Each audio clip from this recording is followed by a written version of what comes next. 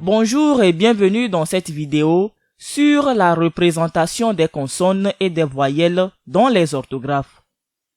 On parle souvent d'une bonne orthographe comme ayant un symbole par son et un son par symbole. Mais qu'entendons-nous réellement par là? Par son, nous entendons les sons qui font la différence dans le sens des mots.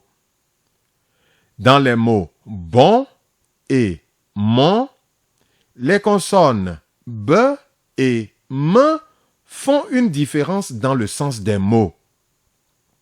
Dans fou et faux, les voyelles font une différence dans le sens de ces mots. Ces sons qui font une différence de sens sont appelés phonèmes. Le nombre de phonèmes varie d'une langue à l'autre. Certaines ont peu de phonèmes, comme la langue Rotoka de la Papouasie-Nouvelle-Guinée. D'autres ont beaucoup de phonèmes, comme le népali. On peut également prononcer un phonème de différentes manières selon l'endroit où il se trouve dans le mot, c'est-à-dire son environnement. Ces différentes prononciations d'un phonème sont appelées allophones. Dans cette vidéo, nous n'aborderons pas la manière de découvrir les phonèmes d'une langue et leurs allophones. On doit suivre un cours de phonologie pour cela. Par ailleurs, cette vidéo ne traite que des alphabets où un symbole représente une consonne ou une voyelle. Dans certaines langues, un symbole représente une syllabe ou même un mot entier, mais nous n'en parlerons pas ici. Le ton et d'autres caractéristiques comme la nasalité sont souvent représentés dans les orthographes également, et ces sujets seront abordés dans d'autres vidéos. Je constate que un symbole par son signifie en réalité un symbole par phonème. Peux-tu expliquer plus en détail ce que tu entends par le mot symbole?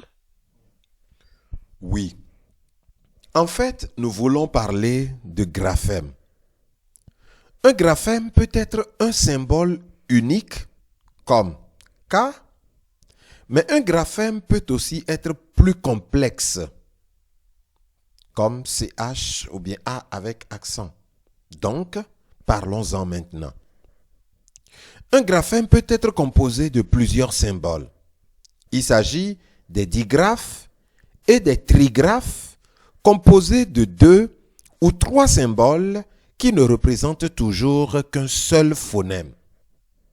Par exemple, ch est un seul son, un seul phonème dans de nombreuses langues, mais en anglais, il s'écrit avec un digraphe, SH.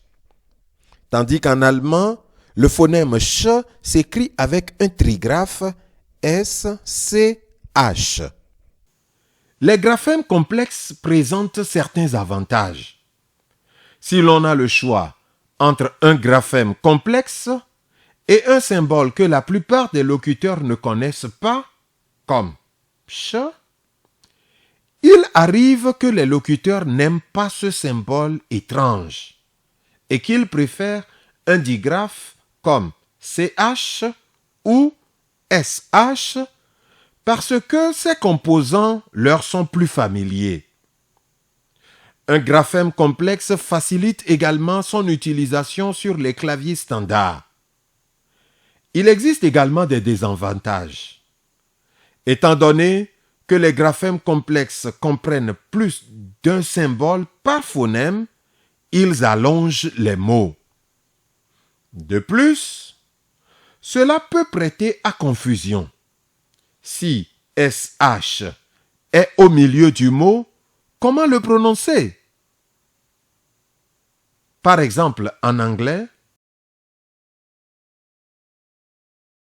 Certains graphèmes sont donc des symboles uniques et d'autres peuvent être des symboles multiples, des graphèmes complexes.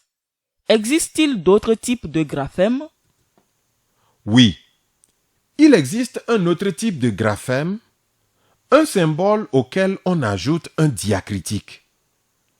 Il peut s'agir d'un accent, d'un tilde ou d'une autre marque placée au-dessus ou au-dessous d'une voyelle ou d'une consonne.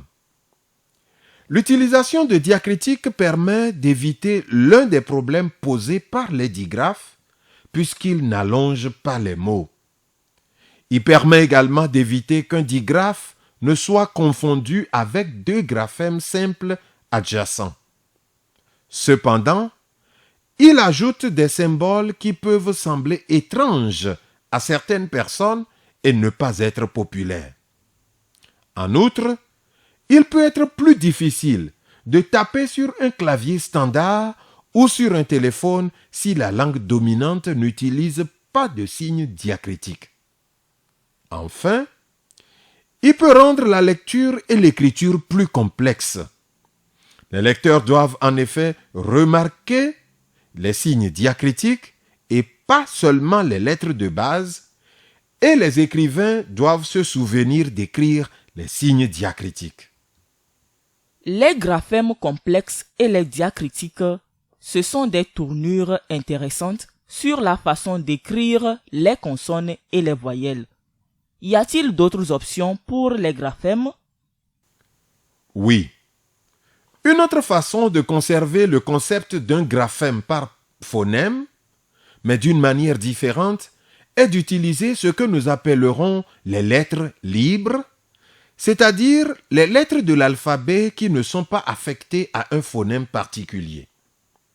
Par exemple, on pourrait utiliser Q pour représenter le phonème ch. Cette idée permet d'éviter un problème lié au digraphe. On n'aura pas de mots aussi longs. Elle permet également d'éviter les problèmes liés au diacritique, c'est-à-dire de ne pas oublier d'écrire les marques supplémentaires sur la voyelle. Le principal inconvénient est que l'utilisation d'une lettre libre pour un phonème peut causer des problèmes lorsque les lecteurs essayent de passer à une langue majeure, lorsque cette langue majeure prononce ce symbole différemment de la langue locale. Finalement, le mieux c'est qu'entre la langue locale et la langue majeure, les mêmes graphèmes aient la même prononciation. Oui, nous voulons que les locuteurs d'une langue locale puissent facilement lire d'autres langues majeures de la région, et le fait qu'un graphème représente le même son dans les deux langues y contribuera certainement. Il est important de noter que les différentes langues du monde peuvent représenter le même phonème de manière très différente. Nous avons vu ch représenté comme SH en anglais et SCH en allemand. C'est CH en français. X en portugais. SC ou SCI en italien. Nous tenons également à souligner que toutes ces représentations, symboles simples, digraphes, diacritiques et lettres libres, sont toutes des façons d'atteindre l'objectif un graphème par phonème et un phonème par graphème. Jusqu'à présent, toutes ces options ont pour résultat que nous pouvons regarder un graphème et dire clairement de quel phonème il s'agit. Le phonème est représenté d'une seule et unique manière. Mais que se passe-t-il lorsque ce principe n'est pas respecté? Parlons de deux façons totalement différentes de manquer l'objectif un graphème par phonème et un phonème par graphème. C'est ce que nous appellerons la sous-représentation et la sur-représentation. Commençons par la sous-représentation. La sous-représentation, c'est lorsqu'il y a moins de graphèmes que de phonèmes.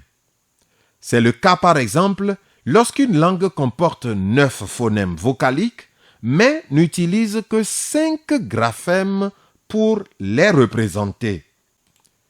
Dans ce cas, il est beaucoup plus difficile pour les lecteurs de comprendre ce que dit le texte, car ils ne savent pas si le symbole représente un son ou un autre. Si vous voyez G, E, B, est-ce Geb ou Geb? Il faut donc s'arrêter et se poser la question de savoir ce qu'est ce mot. Les lecteurs ne peuvent pas reconnaître rapidement le mot. Ils doivent s'arrêter et réfléchir aux possibilités. La lecture est plus lente et plus difficile. Donc, la sous-représentation est généralement une mauvaise idée. Il est vrai qu'il y a moins de graphèmes à apprendre et certains peuvent y voir un avantage. De plus, la sous-représentation n'est généralement pas un problème pour écrire, mais elle l'est pour lire. La sous-représentation pourrait être acceptable s'il existe un phonème assez rare et nous dirions que ce phonème a un faible rendement fonctionnel. Dans ce cas, l'omission d'un symbole ne ferait pas de grande différence. Enfin, si la communauté refuse d'utiliser tous les graphèmes nécessaires, cela peut également vous obliger à envisager une sous-représentation. Y a-t-il aussi le problème inverse? Oui. Parlons de ce problème opposé, la surreprésentation. C'est là que l'on trouve plus de graphèmes que de phonèmes. Un phonème est représenté par 2 ou plusieurs graphèmes.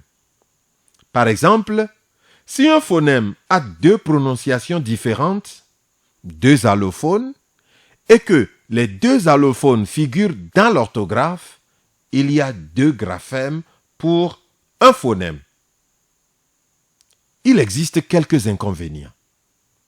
Cela signifie évidemment qu'il y a plus de symboles à apprendre. Il est également plus difficile pour les écrivains d'épeler les mots, car ils ne sont généralement pas très conscients des allophones d'un phonème. Plus de détails à ce sujet dans la vidéo sur les niveaux phonologiques. La surreprésentation peut être une option si les 2 sons dans la langue locale ne sont pas des phonèmes distincts dans cette langue, mais qu'ils sont des phonèmes distincts dans la langue nationale ou une autre langue influente ou dans un dialecte de la langue. J'ai encore une question. Parfois, un suffixe peut passer d'un phonème à un autre dans différents mots, mais il s'agit toujours du même suffixe. Faut-il conserver une orthographe cohérente ou la modifier? Voici un exemple en anglais.